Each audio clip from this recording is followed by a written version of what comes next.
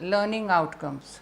After studying this module, you shall be able to gain an insight about the foreign exchange market and how trading is carried out in this market. Understand the process of forex trading, analyze the meaning of arbitrage and the various arbitrage strategies used in the forex market. Explain how governments use direct and indirect intervention to influence exchange rates. When we travel abroad, we have to exchange our domestic currency for that of the country we are visiting. For this purpose, we make use of exchange rates. An exchange rate is the rate at which one country's currency can be converted into another. Exchanging currency isn't just for travelers. The price difference is something you can trade. In the global economy, thousands of business transactions takes place every day that require organization to exchange the value of one currency for that of another.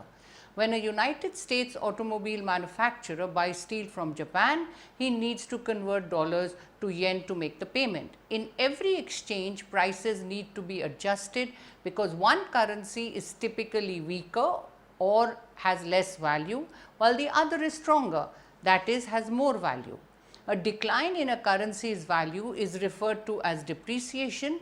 Similarly, an increase in a currency's value is referred to as appreciation.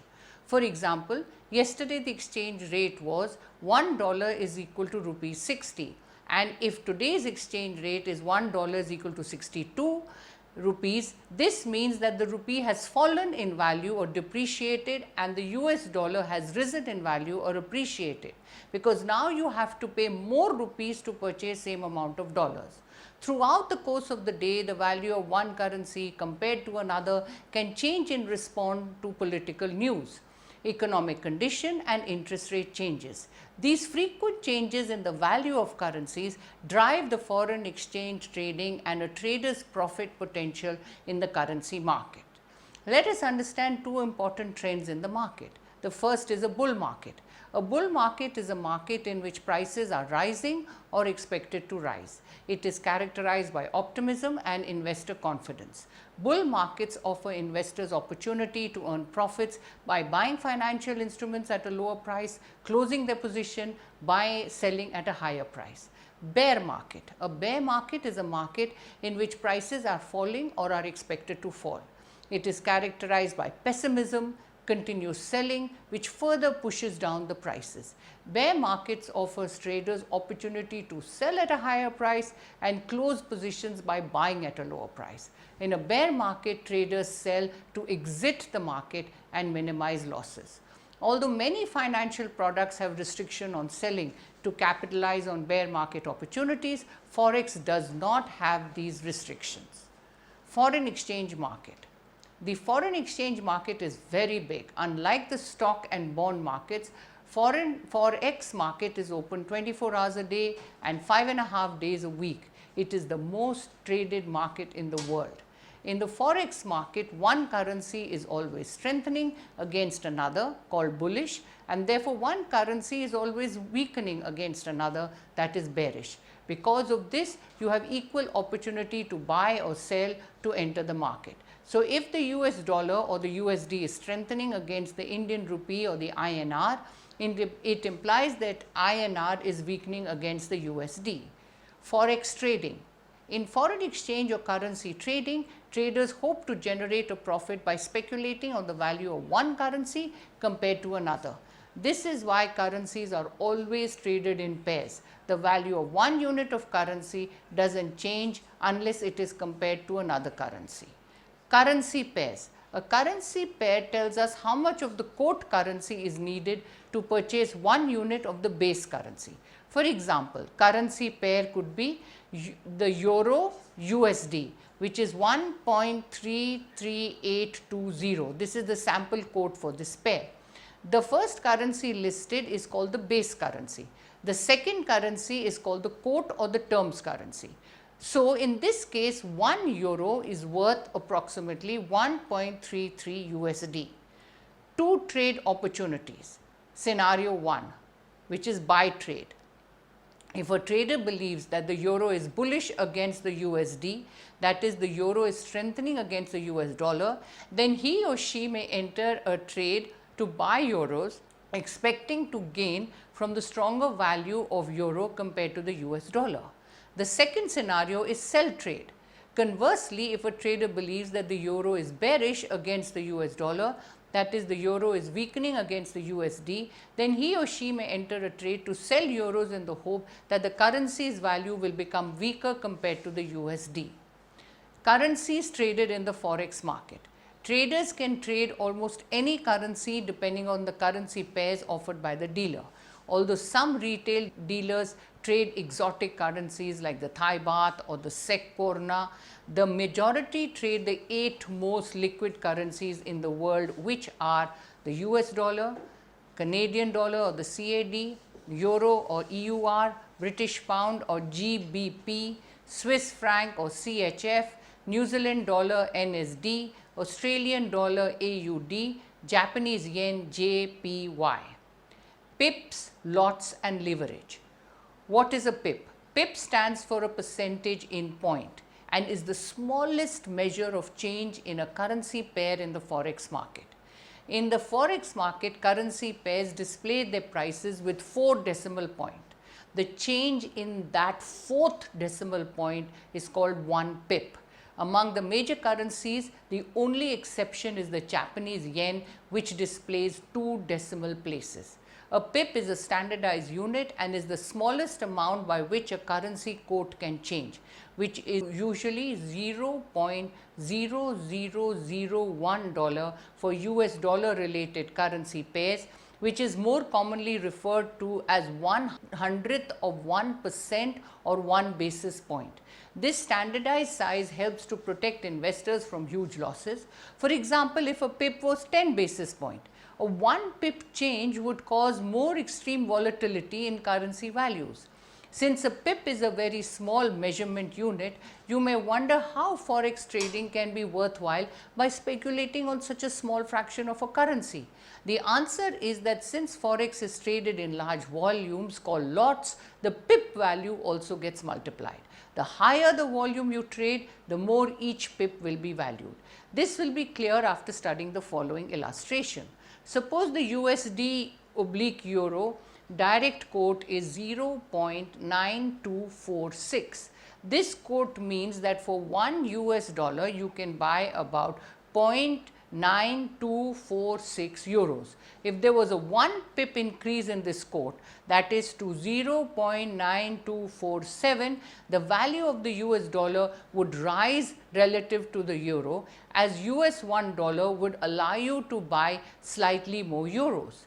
The effect that a 1 pip change has on the dollar amount or pip value depends on the amount of euros purchased. If an investor buys 10,000 euros with US dollars, the price paid will be US dollar 10,815.49. That is 1 by 0.9246 into 10,000. If the exchange rate for this pair experience a 1 pip increase, the price paid would be $10,814.32, that is 1 over 0.9247 into 10,000. In that case, the pip value on a lot of 10,000 euros will be US $1.17, that is $10,815.49 minus $10,814.32. When the same investor purchases 100,000 euros at the same initial price, the pip value would be 11.7 US dollars. As this example demonstrates, the pip value increases depending upon the amount of the underlying currency purchased, in this case euros. What is a lot? In forex, a lot is a standard unit of measurement. At most forex dealers, one standard lot usually equals 100,000 worth of currency. What is leverage? One of the benefits of foreign exchange market is the ability to trade on leverage. Leverage is necessary in this market because the price deviations, that is the source of profit, are merely fractions of a cent. Leverage, expressed as a ratio between total capital available to actual capital, is the amount of money a broker will lend you for trading. For example, a ratio of 50:1 means your broker would lend you $50 for every $1 of actual capital. So you don't need $10,000 in your account to trade the euro USD. This means you can control a large position, $10,000, with a small amount of money, $200. Although the ability to earn profits by leveraging is substantial, leverage can also be risky and may work against the investor.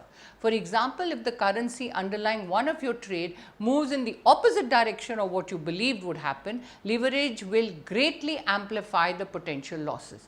To avoid such a catastrophe, forex traders usually implement a strict trading style that includes the use of stop and limit orders. Stop and limit orders in the forex market are used by investors in the same way as in the stock market. Limit order is one that is generally placed on the better side of the market, and it is always the trader's intention to get the limit price or better on such an order. So, buy limits are placed below the current market price and will only be filled at or below the limit price. Sell limits are placed above the current price and will only be filled at or above the current price. Stop orders are the exact opposite of limit orders. These are generally placed on the worst side of the market, and it is the trader's intention to get into the market in the direction of the momentum. Buy stop orders are placed above the market and sell stop orders are placed below the market. An investor with a long position can set a limit order at a price above the current market price to take profit and a stop order below the current market price to attempt to cap the loss on the position. An investor with a short position will set a limit price below the current price as the initial target and also use a stop order above the current price to manage risk. There are no rules that regulate how investors can use stop and limit orders. It is a personal decision because each investor has a different risk tolerance. How do pips, lots and leverage work together? Suppose a trader brought 10,000 euro oblique USD on a 50:1 ratio as discussed in the previous example on leverage. He purchased at 1.30000, then closed the trade by selling at 1.30200. This means that he earned 20 pips. That is 0.001 into US dollars 10,000, which is equal to US $1 per pip. For his 20 pip trade, he would have earned $20. Not all of the pips you earn will be worth $1 US. The value of a pip depends upon the lot size of the trade, how many lots you are trading, the currency pair and your account currency. While you can manually calculate this or use online pip calculators to learn the value of a pip before you trade, most trading applications like the Forex Trader platform automatically calculate pip values and convert them to the currency you are trading. When a trader trades a standard lot, that is lot size 100,000 with a 50:1 leverage ratio, his earnings will be 0.0001 into 100,000, which is equal to US $10 per pip. So, for his 20 pip trade, he would have earned $200 US. Steps in forex trading. After opening an online forex brokerage account, a trader has to go through the following steps. First, select a currency pair, decide what currency you want to buy and sell. It is very important to consider the economic and political conditions prevailing in a country, as they have a significant impact on exchange rate. Consider the economic scenario that there are reports on a country's economic factors like GDP, employment, inflation, which will have an effect on the value of the country's currency. For example, if the US economy is in a turmoil which can cause the US dollar to weaken, then you may want to sell dollars in exchange for a currency of a country with a strong economic environment. Consider the export potential. If a country has a strong export potential, that is, many of its goods are demanded by the rest of the world, then the country has good money making opportunities. This trading advantage will boost the country's economy, thus boosting the value of its currency. It will be profitable to invest in such a currency. Consider the political environment. During election in a country, its currency will appreciate. If the winner of the election has a fiscally responsible agenda Also, if the government of a country loosens regulations for economic growth, the currency is likely to increase in value. For example, Narendra Modi's win in the 2014 elections in India saw the Indian rupee surge to an 11-month high levels, making it the best performing currency in the Asia Pacific region against the US dollar. Positive sentiments out of the election results contributed to a gain of about 5.3% in the rupee since the start of the year. Second, analyze the market. Traders should regularly look at the current and historical charts, monitor the news for economic announcement, consult indicators, perform other research and analysis activities. Traders can make use of technical analysis. Technical analysis involves reviewing charts or historical price data to predict how the currency will move based on past events. Fundamental analysis. This type of analysis involves looking at a country's economic fundamentals and using this information to influence trading decisions. Sentiment analysis. This type of analysis is very subjective. Traders analyze the mood of the market to figure out if it is bearish or bullish.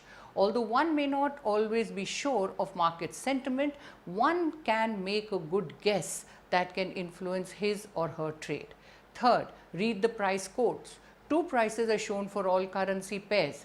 One is the price at which you can sell the currency pair. The second is the price at which you can buy the currency pair.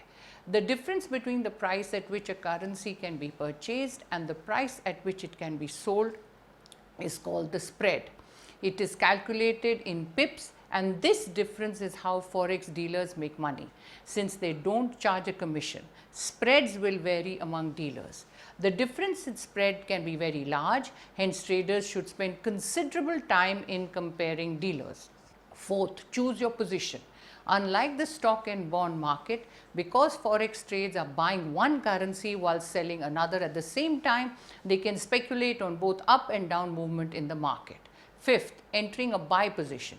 Suppose the current price for the euro USD is 1.33820/840. You think that the euro is bullish, so you decide to enter a buy position for one lot of the euro/USD. Because you are buying, your trade is entered at the price of 1.33840 to cover the spread. Now, let us say that later in the day you look at your position and you find that the euro/USD is now at 1.34160/180. Your trade has gained 32 pips.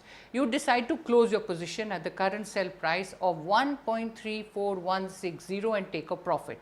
Your profit is equal to 0.0032 into 100,000, which is equal to $320. Sixth, enter a sell position. Now, suppose you think that the euro is bearish. You decide to enter a sell position for one lot of euro/USD. Because you are selling, your trade is entered at the price of 1.33820. You look at your position later in the day and discover that the euro/USD is now at 1.34160/180. Your trade has lost 36 pips. You decide to close your position at the current buy price of 1.34180 to cover the spread and accept your losses. So, your loss is equal to 0.0036 into 100,000, which is equal to $360. Arbitrage in the forex market. Meaning of arbitrage. Markets are not always perfectly efficient. In such a situation, there can be discrepancy in the price of some asset at two different places. The result is in arbitrage opportunities for traders. Arbitrage refers to the practice of buying in one market where the price is lower and simultaneously selling in another in order to capitalize on the price difference between two or more markets. The profit being the difference between the market price. This profit is considered to be riskless for the trader. Hence, an arbitrage trader does not bear any market risk. Arbitrage helps to correct the problem of price inefficiencies in the market. For this reason, these opportunities are often available for a very short time before being acted upon. So, arbitrage currency trading requires the availability of real-time pricing quotes. Traders must act quickly to capitalize on such opportunities. To help in finding these opportunities quickly, forex arbitrage calculators are often used. Arbitrage strategies in forex market. Forex arbitrage involves the buying and selling of different currency pairs to exploit pricing inefficiencies. We can better understand arbitrage strategies by studying the following cases. The first case is where we have the following current exchange rates. Euro oblique INR is 72.54. EUR oblique USD is 1.09 and USD oblique INR is 66.65. In this case, a forex trader can buy one standard lot, that is 100,000 euros for 7254,000 INR. The trader can then sell the 100,000 euros for 109,000 USD.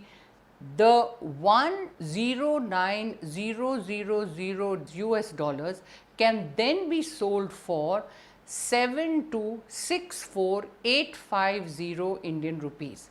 Hence, through the arbitrage process, the trader makes a profit of 10,850 Indian rupees per standard lot. The arbitrage process will continue until the pricing efficiencies are completely eliminated. Case 2. Arbitrage in the forex futures market. The possibility of pricing discrepancy also arises in case of forex futures market. Suppose the following quotes are available. GBP oblique USD spot rate is equal to 1.51, 12-month GBP oblique USD futures contract rate at 1.50, 12-month interest on USD is 1.5% and 12-month interest on GBP is 3%. A financial future is a contract to convert an amount of currency at a time in the future at an agreed rate. Suppose the contract size is 1000 units. So, if you buy one GBP oblique USD contract today, in 12 months time, you will receive £1000 and give 1500 US dollars in return.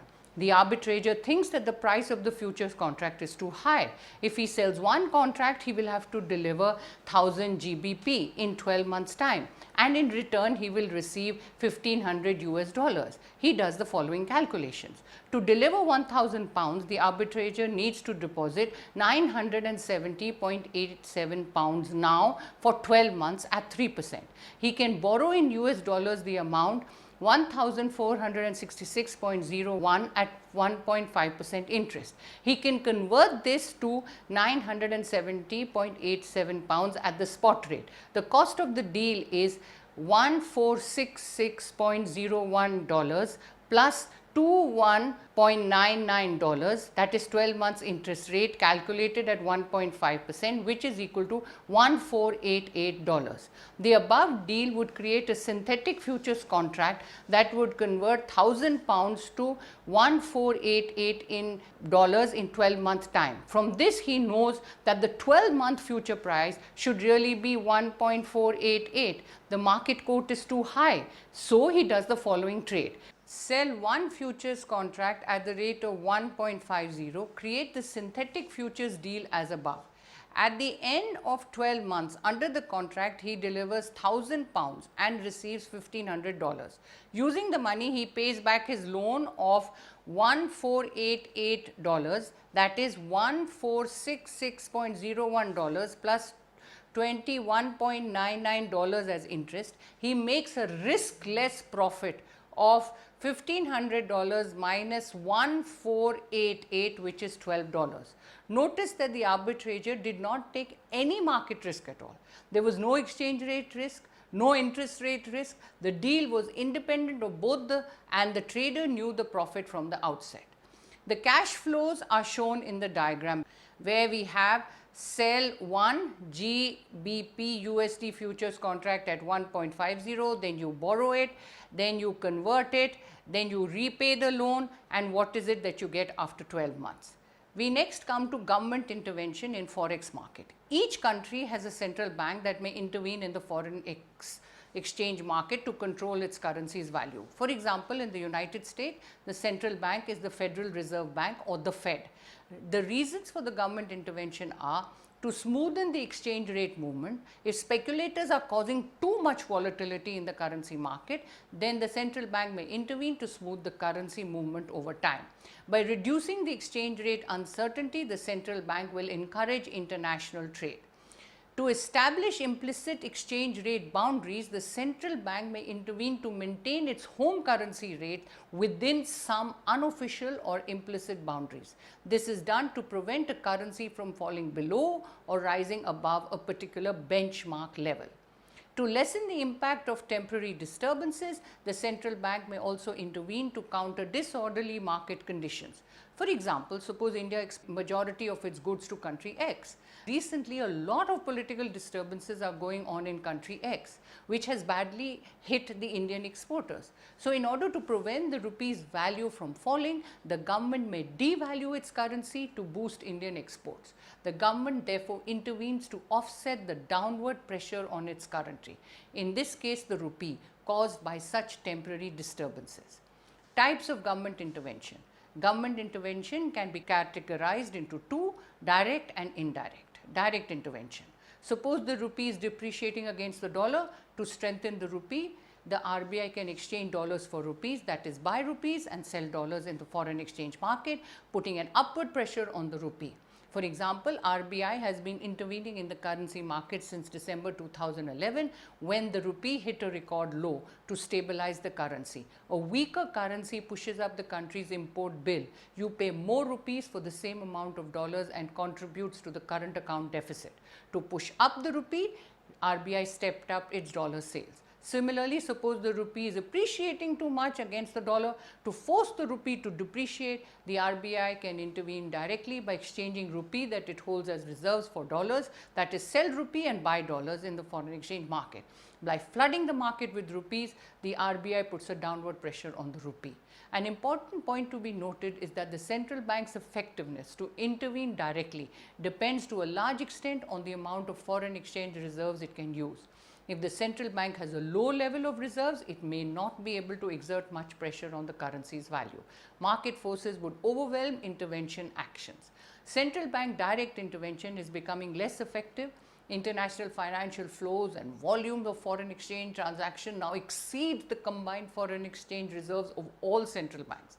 As a result, the number of direct interventions have declined. Direct intervention is of two types. Non-sterilized intervention. When a country's central bank intervenes in the foreign exchange market without adjusting for the change in money supply, it is referred to as non-sterilized intervention. For example, suppose the Chinese yuan is appreciating too much due to the huge volumes of foreign institutional investment and high volumes of export. Too much appreciation in a country's currency can adversely hit its exporters. Hence, the Chinese central bank may intervene to keep its currency value low. To do so, it will start selling Chinese yuan to buy dollars. China is the largest holder of dollar-backed US Treasury paper. Sale of yuan will increase money supply in the Chinese economy and lead to inflation. This type of direct government intervention without adjustments for change in the money supply is known as non-sterilized intervention. Sterilized intervention. When a country's central bank intervenes in the foreign exchange market and simultaneously engages in offsetting transactions in the bond market, it is referred to as sterilized intervention.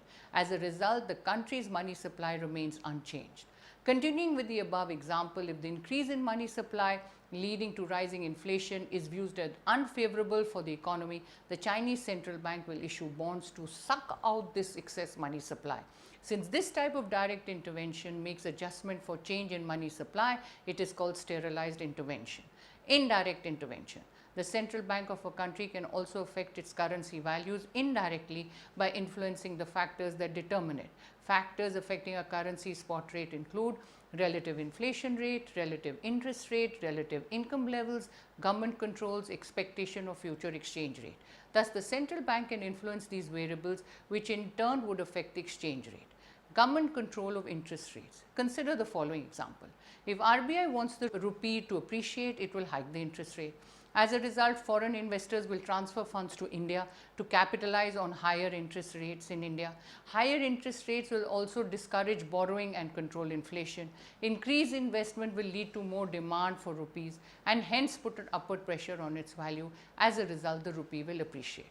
Central banks have commonly raised their interest rates if their country experiences a currency crisis in order to prevent a major outflow of funds from the country. However, a common problem is that many a times indirect intervention not only fail to prevent the withdrawal of funds, it also increase the financing rate by firms in the country. This can cause the economy to weaken further. Foreign exchange reserves. Forex reserves are foreign currency assets held by the central banks of currency. These assets include monetary gold, special drawing rights which are SDRs, reserve position in the IMF, marketable securities denominated in foreign currencies like treasury bills, government bonds, corporate bonds, equities and foreign currency loans. The main purpose of holding foreign exchange reserves is to make international payments and hedge against exchange risk. The table which will give us the amount which is available as of November 27, 2015. It indicates the total reserves, the foreign currency assets, the amount in gold, in SDRs and the reserve position in the IMF. So, what we have is that in the year which starts in November and ends in March 2015, we have the total reserves in US dollar million is 35303.9, out of which foreign currency assets is 36847.0, gold is minus 1046.6, SDRs is minus 261.8, reserve position in the IMF is minus 234.7. Summary. An exchange rate is the rate at which one country's currency can be converted into the other. A decline in a currency's value is referred to as depreciation. Similarly, an increase in a currency's value is referred to as an appreciation. Just like stock trading, there are bulls and bears in the foreign exchange market. A bull market is a market in which prices are rising or are expected to rise. It is characterized by optimism and investor confidence. A bear market is a market in which prices are falling or are expected to fall. It is characterized by pessimism. In a bear market, traders sell to exit the market and minimize losses. 8 most traded currencies in the forex market are the US dollar, the Canadian dollar, the euro, the British pound, the Swiss franc, the New Zealand dollar, Australian dollar and Japanese yen. After opening an online foreign exchange brokerage account, a trader has to go through the following steps: select a currency pair, analyze the market, read the price quotes and choose a position, that is buy or sell. Arbitrage refers to the practice of buying in one market and simultaneously selling in another in order to capitalize on the price difference between two or more markets, the profit being the difference between the market price. The arbitrator earns a riskless profit. Foreign exchange arbitrage involves the buying and selling of different currency pairs to exploit pricing inefficiencies. Each country has a central bank that may intervene in the foreign exchange market to control its currency values. The central banks may intervene to smoothen exchange rate movement, establish implicit exchange rate boundaries, and to lessen the impact of temporary disturbances. Government intervention is of two types, direct and indirect. Foreign exchange reserves are foreign currency assets held by the central bank of countries. These assets include monetary gold, special drawing rights, reserve position in the IMF, and marketable securities denominated in foreign currencies like treasury bills, government bonds, corporate bonds, and equities and foreign currency loans.